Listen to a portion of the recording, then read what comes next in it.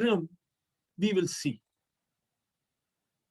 What we are now seeing is the consumption economy, which is just the tip of the iceberg. What is visible to us all around us is only the consumption economy, the tip of the iceberg. It is the non-consumption economy where the real secret lies.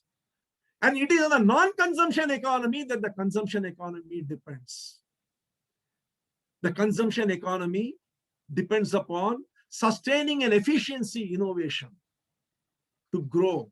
But the real driver of the consumption economy is the market creating invention, which is focused on the non-consumption economy, which drives the consumption economy. Every time a market creating innovation is designed by some creative genius, which could be you and me, anyone, the consumption economy expands and the ratio is always maintained. So we never need to worry. There will always be new products coming in and building the consumption economy where we can all grow and prosper. Don't believe me, is it? Finding it difficult to believe that there is still so many things to come. Okay, let me ask a question. I would request some participants to unmute and tell me which is the world's largest consumer country today. Yes. Who is the largest consumer? Which country is the largest consumer today? India. Huh? India. India. China, sir. United States. China, sir. China, sir. Who said United States? Who said United States? Archana, sir. Yes, Archana, you are absolutely right. It is United States of America, which is the largest consumer. But the surprising part about it is, in the late 19th century and the earlier 20th century, you know, in the period of 1890 to about 1910, something like that, US was also a struggling nation. It was a poor country. It was a developing nation. What is it which made United States what it is today? The world's most powerful country, the preferred destination of every inhabitant of Earth, and a consumer par excellence. What made it? Let's understand. Anyone recognize this person? One of the reasons. Henry Ford. Yes, absolutely, Henry Ford. The man who said, think you can, think you can't, either way you will be right. It was sometime, you know, he started an automobile company and went from bank to bank with a begging bowl, asking for money to finance his project. He was turned down. Turned down because they said you do not have the financial might and the backing to be able to compete in the automobile market. At that time, there were 8 other automobile companies in the US. Somewhere around 1906 to 1908, I don't know exactly when it was, he happened to visit a meat packaging factory where he saw a makeshift conveyor belt conveying meat to the various people who were packing it. He had a brilliant idea. He said, instead of my workers going to the components, can I make components come to them? And the assembly line was born. What was the outcome? There was a big boom in the Model T. Model T, which was, when it was introduced, it was costing $850. It came down gradually to $360 because of the various steps which followed this assembly line. And see what it did to America. You can see here the meat packaging company which he had gone to and what assembly line he created. And then this is what Ford Motors did. It enabled roads, schools, hotels, suburbs, restaurant, construction, tourism, oil refining, you name it. Because of that boom in the automobile sector, not a single thing was left out. It enabled every industry. It leveraged steel industry for glass, rubber, paint, because all these items were required in the manufacture of a car. And it created jobs across the board, be it management, finance, distribution, sales, advertising. My dear friend, Ford had become a one-man army driving the growth of the United States, a country which had produced only 20,000 cars in 1909, had produced 2 million cars in 1922. That was the effect of an efficiency innovation, which was what this was. This was an efficiency innovation. As this was happening here, something else, as this was happening in Michigan, Detroit, something else was happening in New York. Let us see what was happening there. Recognize this person? He is the man, if anyone we need to recognize, we should recognize his face. He is the man who changed the course of history. Totally, he changed the course of history like no one else has. In all probability, no one else will ever. Unfortunate. He is one of those unsung heroes about whom people don't know much. Tell me, can you recognize him? Tesla. Nicholas Tesla. Okay, anyone else?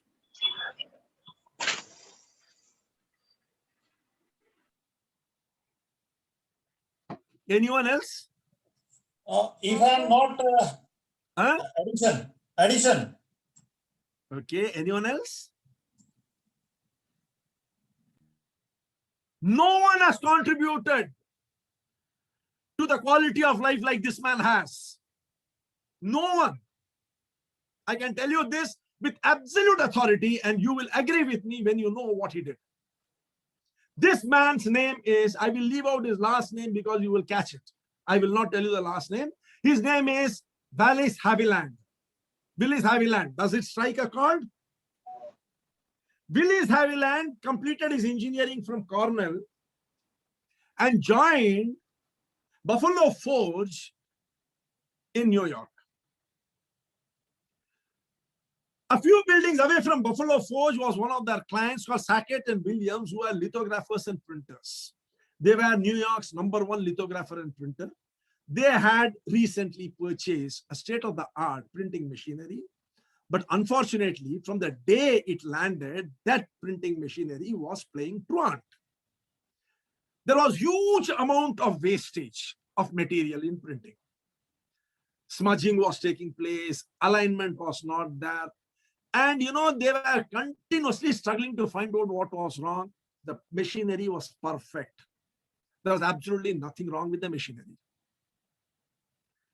Nobody could understand. Ultimately, out of absolute disgust, the management of Sackett and Williams sent an SOS to Buffalo Forge, who had an extremely powerful research and development department. They asked them, can you help us? They sent 25-year-old Willis Haviland to the factory. They said, son, go see what can be done. What is the problem? Now, this man had, even at that time, a design thinking mindset, even though he didn't know it was design thinking at that time. He landed up in Sackett and Williams and started, systematically understanding what was happening. 3 days down the line, he realized that the problem was not with the machinery. It was in top condition. It was absolutely okay. He decided that the people who were operating the machinery were top-class craftsmen. There was no problem with them. He found out that the material which was being used for printing was of the highest quality. You could not find mistake with it. Then what is left out? What is left out is the environment, the weather. So he understood that the problem was with the weather. He went around the plant and realized that the change in the temperature and humidity was what was creating all the problem in printing. But how do you handle Mother Nature? How do you handle humidity and temperature in a factory? He was at a loss. Third day night, he was not getting sleep. He was walking here and there, and then, his legs took him all the way to Pittsburgh railway station. He started moving towards the railway station, drowned in his own thoughts, thinking what to do, how to find a solution for this problem, how to control the humidity, how to control the temperature. Nothing was entering into his head. As he walked towards the railway station, he saw at the end of the side, in the platform, there was a steam engine standing. Something about that steam engine attracted him. He started moving towards it. He got into the platform, started moving. From the deep recess of his subconscious, some thought, some inspiration seemed to be struggling to come out. He kept on moving towards that steam engine. The steam engine was enveloped in a fog. He started moving towards it. He entered into the fog and froze. Stood there for a few minutes. A big smile broke on his face.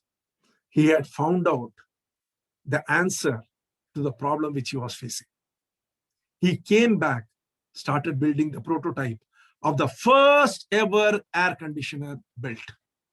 Friends, just imagine, where would you and I be if on that night at Pittsburgh railway station, Willis Haviland Carrier had not understood, realized that you could pass air through a spray of water and create a fog. And by that, he can control both the humidity and the temperature. In 1902, at Sackett and Williams, the first air conditioning was installed. And the funny part of it is, you know what?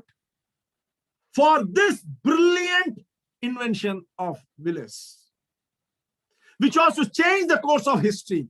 Can you imagine a single house today without an air conditioner? Can you imagine a single office without an air conditioner? Can you imagine a single commercial establishment without an air conditioner? Cold chains, refrigerators, our entire life is controlled by air conditioners. The entire economy has changed. And for that, you know what he got? A measly promotion. In 1906, 2nd January, Willis Haviland Carrier patented this air conditioning in his name. And rest is history. Please mute, my dear friends. Don't disturb everyone. History is replete with such instances. You know, in 1973, it was Xerox company in their Palo Alto Research Center created the first graphic interface user interface. And the first computer with GUI by the name Xerox Alto was launched on 1st of March, 1973. It bombed. They did not know how to handle it. It required a Steve Jobs to visit that center, see the graphic user interface, the mouse and all the other things. And he was blown apart. He came back, created Macintosh, rest is computer history. In the same way, it was Polaroid, it was Kodak who first came up with the Polaroid camera. But Kodak management could not see beyond their nose and suppressed it and filed for bankruptcy. Because other companies came out with it, digital camera, and Kodak was wiped out.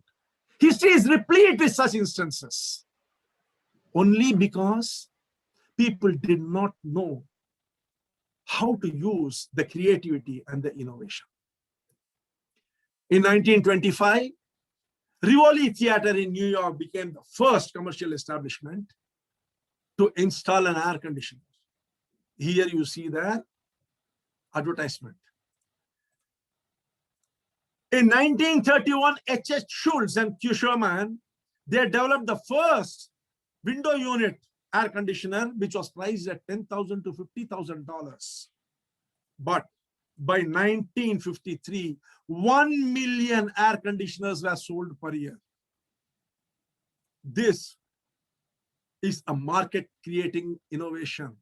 If an efficiency innovation by Gerald Ford by Henry Ford drove America to become a consumer society and the richest country in the world, Henry Ford was one of the people responsible for it. Willis Haviland Carrier, single-handed, had created a market-creating innovation, which is today a 124 billion industry. In other words, there are, in the World Bank, there are around 260 odd countries whose GDP is being kept a track of. More than 200 of those countries are behind this one single innovation. One single. It's today a $124 billion market, growing at the rate of compound annual growth rate of 9.9%. Can you imagine? Industrial to commercial to domestic. That brings us to the question: is innovation a matter of inspiration and a flash of creativity? Is innovation a matter of inspiration and flash of creativity, or can a person by design be innovative and build a business career and life? Can you by design be innovative? That is the most important question which we need to answer. And to get this answer, we need to go back to World War II.